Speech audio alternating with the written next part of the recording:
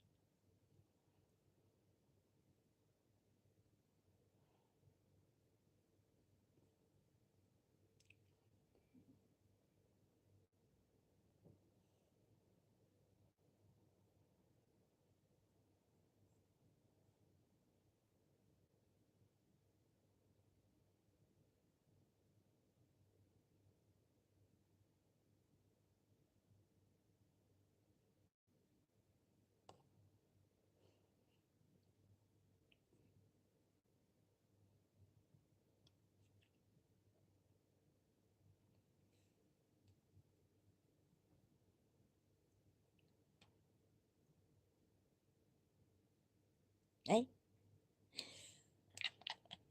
si Sir Masim pala yan.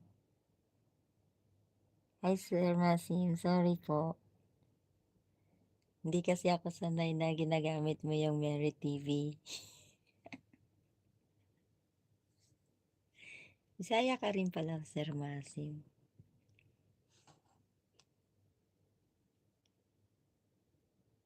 Mama ko Bisaya kaso lang hindi niya ako tinuruan mag-Bisaya kasi ewan, hindi naman kasi hindi kami lumaki dun sa Maynila talaga kami. Papa ko Ilocano pero hindi rin kami tinuruan.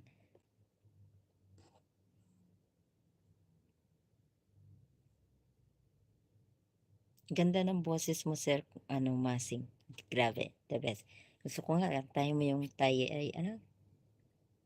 Yellow Ribbon eh. Okay. Lobat yung main mo. Kaya, kamusta na po, Sir Masim? Sana lagi kang okay.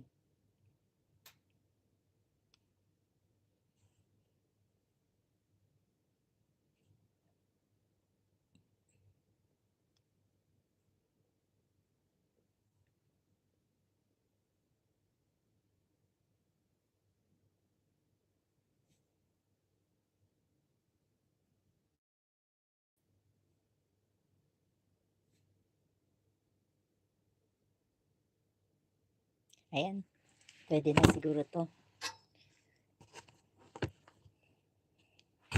Thank you po, magpapaalam na po ako. Thank you po sa lahat ng mga umatin sa live ko.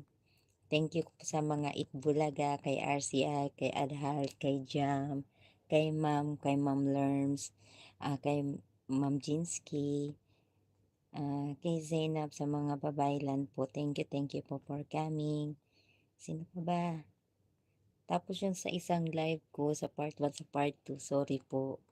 Nagkaroon po ng problema sa net ko. Mac, thank you for coming, Ma'am Lerms. At syempre sa darling ko. Char! Sa darling ko. Papasok ka na. Sige po, bye-bye po. Dali akong mapaos, Ma'am Jenny. Mula nung nagkasakit ako kasi wala ng practice. Pero Sir Masing, grabe, ang ganda ng boses mo. Wala pang mga banda, wala pang guitar. As in, vocal lang. Ang ganda ng boses mo. The best.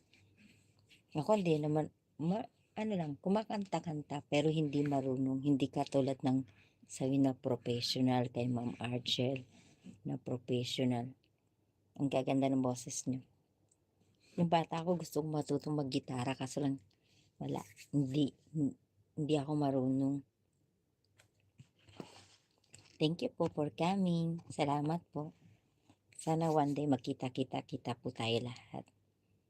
Ma'am Jinsky, soon magkikita din po tayo dito sa Dubai. Thank you po. Lagi kayo nandyan.